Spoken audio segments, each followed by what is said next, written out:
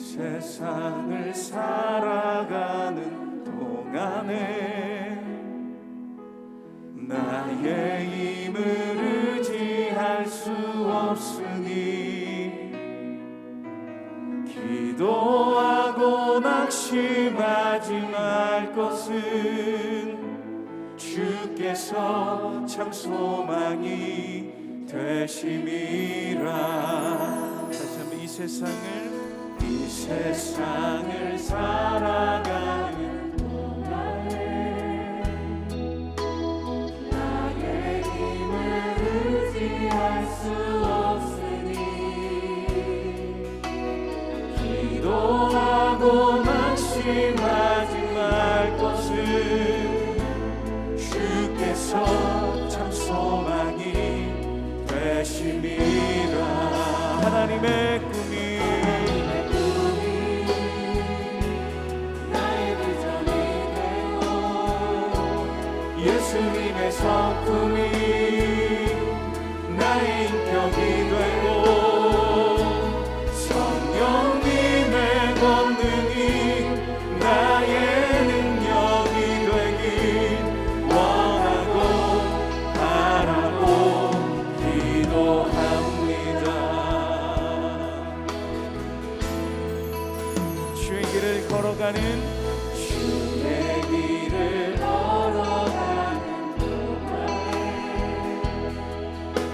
세상의 것 의지할 수 없으니 감사하고 낙심하지 말 것은 주께서 참 기쁨이 되심이라. 하나님의 꿈이 나의 비전이 되고 예수님의 성품이 나의 인격이 되고 성령님의 권능이 나의 능력이 되길 원하고 바라고 기도합니다. 하나님의 꿈이 나의 비전이 되고 예수님의 성품이 나의 인격이 되고 성령님의 권능이 나의 능력이 되길 원하고 바라고 기도합니다. 이날에 갓이 다윗에게 이르러 그에게 아뢰되 올라가서 여부스 사람 마라우나의 타작마당에서 여호와를 위하여 제단을 쌓으소서. 다윗이 여호와께서 명령하신 바 갓의 말대로 올라가니라. 아라우나가 바라보다가 왕과 그의 부하들이 자기를 향하여 건너옴을 보고 나가서 왕 앞에서 얼굴을 땅에 대고 절하며 이르되 어찌하여 내 주 왕께서 종에게 임하시나이까? 다윗이 이르되 내게서 타작마당을 사서 여호와께 제단을 쌓아 백성에게 내리는 재앙을 그치게 하려 함이라. 아라우나가 다윗에게 아뢰되 원하건대 내 주 왕은 좋게 여기시는 대로 취하여 드리소서. 번제에 대하여는 소가 있고 뗄나무에 대하여는 마당질하는 도구와 소의 멍에가 있나이다. 왕이여, 아라우나가 이것을 다 왕께 드리나이다. 왕의 하나님 여호와께서 왕을 기쁘게 받으시기를 원하나이다. 그렇지 아니하다. 내가 값을 주고 내게서 살이라. 값 없이는 내 하나님 여호와께 번제를 드리지 아니하리라. 하고 다윗이 은 50세겔로 타작마당과 소를 사고 그곳에서 여호와를 위하여 제단을 쌓고 번제와 화목제를 드렸더니 이에 여호와께서 그 땅을 위한 기도를 들으시매 이스라엘에게 내리는 재앙이 그쳤더라. 할렐루야! 말씀으로 하루를 시작하는 여러분들을 주님의 이름으로 축복합니다. 유일한 위로, 영원한 소망이라는 제목으로 말씀을 증거하도록 하겠습니다. 글을 쓸 때 첫 문장 이상으로 많은 시간과 에너지가 드는 구간이 있다고 합니다. 바로 마지막 문장인데요. 아무리 초반이 거창하더라도 끝이 흐지부지 되어버린다면 용두사미 같은 그저 그런 글로 독자에게 남기 때문입니다. 그래서 작가들은 이 마지막 글에 굉장히 큰 신경을 쓴다고 합니다. 이 잘 쓰여진 결말은 글의 목적지가 어디인지 알려주고 또한 지금까지 풀어냈던 내용을 마무리하면서 이 글을 쓴 이유를 알게 하기 때문입니다. 이런 의미에서 오늘의 본문은 참 중요합니다. 사무엘서의 마지막을 다루고 있기 때문입니다. 한나의 이야기부터 다윗에 이르기까지 이 긴 대장정을 통해서 하나님이 우리에게 말씀하시고자 하는 것은 무엇일까요? 우리 함께 본문을 보도록 하겠습니다. 오늘 말씀은 하나님께서 회개하는 다윗에게 선지자 갓을 보냄으로 시작이 됩니다. 18절입니다.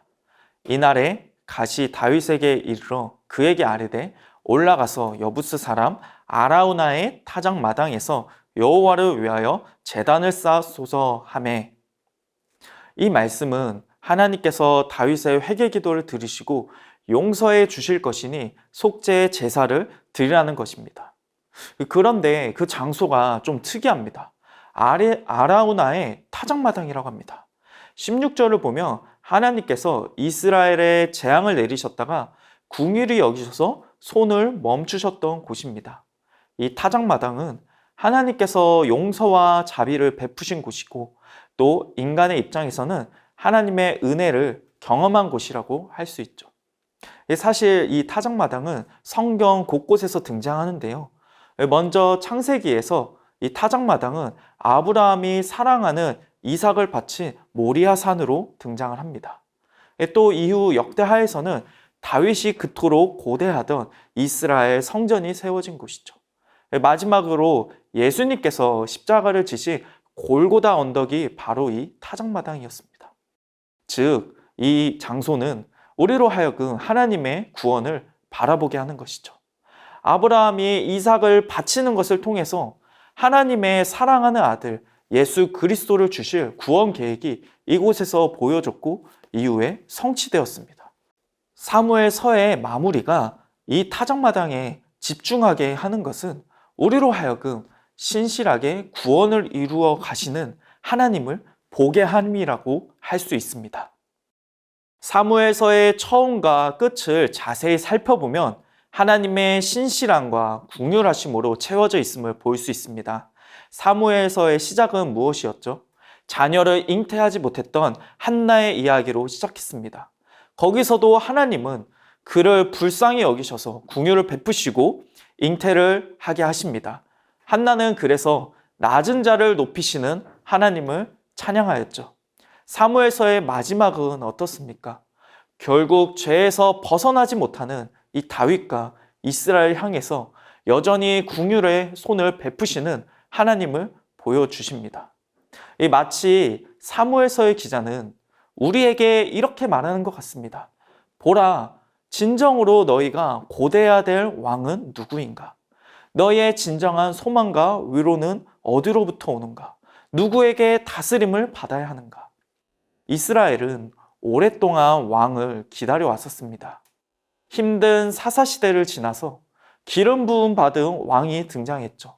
이후로도 많은 왕들이 이스라엘 왕자에 오를 것입니다. 그러나 그 어떤 왕도 이스라엘의 이 불임을 고칠 수 없고 생명을 줄 수 없습니다. 비록 다윗이 이스라엘을 100년도 안 된 사이에 근동아시아의 강자로 만들어냈지만 그가 백성의 진정한 행복과 안정을 가져다 주진 못한 것이죠.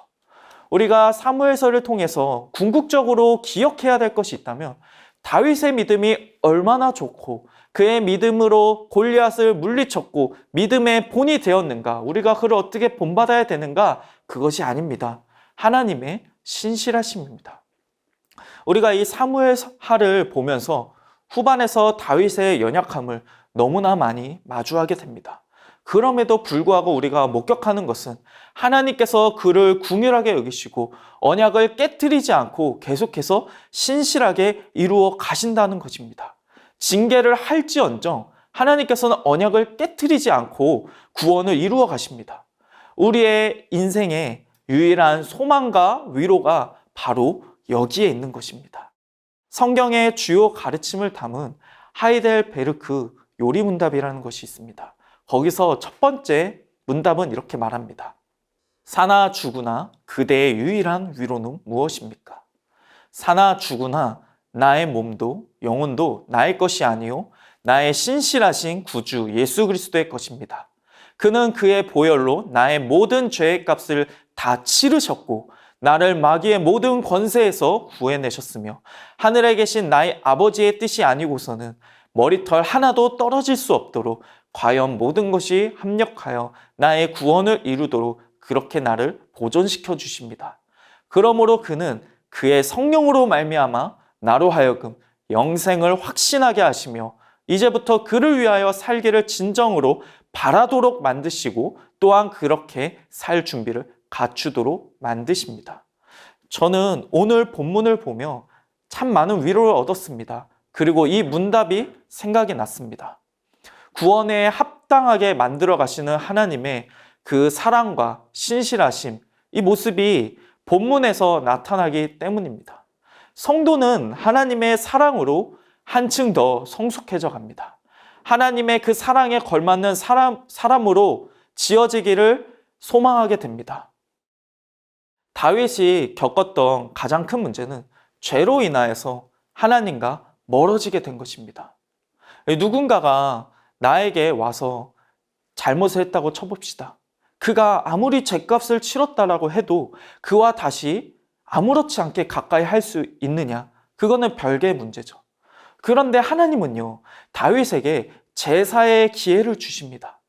하나님이 다윗에게 드리게 한 제사는요, 속죄제가 아니고 번제와 화목제입니다. 다윗을 온전히 받아주시고 화목한 관계를 다시 누리게 하시는 겁니다. 마치 예수님께서 배반한 베드로에게 찾아가셔서 네가 나를 사랑하느냐 3번 물은 것과 같습니다. 다윗은 이 하나님의 요청에 어떻게 반응하였을까요? 24절에서 25절입니다.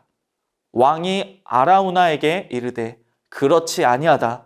내가 값을 주고 내게서 살이라. 값없이는 내 하나님 여호와께 번제를 드리지 아니하리라 하고 다윗이 은 50세겔로 타작마당과 소를 사고 그곳에서 여호와를 위하여 제단을 쌓고 번제와 화목제를 드렸더니 이에 여호와께서 그 땅을 위한 기도를 들으심에 이스라엘에게 내리는 재앙이 그쳤더라. 아라우나가 아무리 제물을 다 드리고 불을 뗄 나무와 멍에를 준다고 해도 그는 그것을 다 값을 주고 샀습니다. 저는 아마도 다윗이 자신을 다시 받아주시는 그 하나님의 사랑에 너무나 감동하고 감격하지 않았을까 싶습니다. 실로 그렇습니다. 연약하고 쉽게 범죄한 우리를 하나님께서는 버리지 않습니다. 어린 자녀를 대하는 아버지의 사랑처럼 우리를 잘 감싸주십니다. 정말로 아버지이신 거죠. 이러한 관점은 마태복음에서도 잘 나타납니다. 세례 요한은 예수님을 타작마당의 참 주인으로 소개하는데요. 마태복음 3장 11절에서 12절입니다. 그는 성령과 불로 너희에게 세례를 베푸실 것이요 손에 키를 들고 자기의 타작마당을 정하게 하사 알곡은 모아 곳간에 들이고 쭉정이는 꺼지지 않는 불에 태우시리라. 다윗은 하나님의 은혜 가운데 그의 모든 죄악과 수치, 두려움, 교만을 타작하고 자신의 존재 자체를 산 제물로 드렸습니다. 우리도 마찬가지입니다. 고린도전서 1장 8절은 이렇게 말합니다. 주께서 너희를 우리 주 예수 그리스도의 날에 책망할 것이 없는 자로 끝까지 경고하게 하시리라. 타작마당의 주인이신 예수님은 우리의 죄와 연약함을 타작하시고 주께 드리기 합당한 알곡으로 만들어 가십니다. 거기에는 우리의 어떠한 공로도 자랑할 것도 없습니다. 오직 주의 궁휼하심과 사랑 그리고 신실하심만 있을 뿐입니다. 말씀을 마무리하도록 하겠습니다. 오늘 사무엘서의 마지막은 여호와께서 그 땅을 위한 기도를 들으심에 이스라엘에게 내리는 재앙이 그쳤더라로 마칩니다. 다윗은 범죄하였지만 하나님은 그의 회개를 들으시고 다시 그와 관계 맺기를 원하십니다. 여전히 연약하고 실패투성이인 인생이지만 하나님은 여전히 우리의 음성을 들으시고 살피시고 응답하시고 받아주십니다. 여호와 이레를 만났던 모리아산에서 타작마당으로 그리고 성전으로 십자가로 구원을 이루시는 하나님의 그 신실하심을 보며 우리는 사랑이 무엇인지 배우게 됩니다. 오늘 다윗은 그 사랑 앞에 자신을 온전히 드리는 번제와 감사의 화목제를 올려드렸습니다. 사랑하는 여러분, 여러분들은 하나님 앞에 어떻게 나아가기를 원하십니까? 나를 위해 전부를 주신 그 예수 그리스도의 사랑을 기억하며 나도 주님께 드려지기 원합니다. 이 감사와 사랑의 마음을 고백하는 하루 되시길 축복합니다. 우리 말씀을 기억하며 기도하도록 하겠습니다. 다른 것에 소망을 두지 않고 유일한 위로이시며 영원한 소망이신 주님만 의지하게 하소서. 신실하게 언약을 이루시는 하나님을 바라보며 나 또한 하나님 앞에 신실하게 살아가게 하소서. 나를 위해 전부를 주신 그리스도의 사랑을 기억하며 오늘 하루 거룩한 산 제물로 살아가게 하소서. 이어서 행복축제를 위해 기도하겠습니다. 계속 진행되는 미션들을 통해 VIP의 마음이 활짝 열리도록 인도하여 주소서. 작정하고 기도한 모든 VIP들이 이번 행복축제를 통해 우리의 영원한 생명이요 소망 되시는 예수님을 만나고 더 사랑의 교회의 한 가족이 되는 기쁨과 감사가 넘치게 하소서. 11월 11일과 13일 강사로 세우신 정선희 집사님과 강신일 장로님 그리고 박영동 목사님과 이인호 목사님에게 성령의 능력을 더딥혀 주사 말씀과 삶의 간증을 통해 복음이 온전히 선포되어지게 하소서.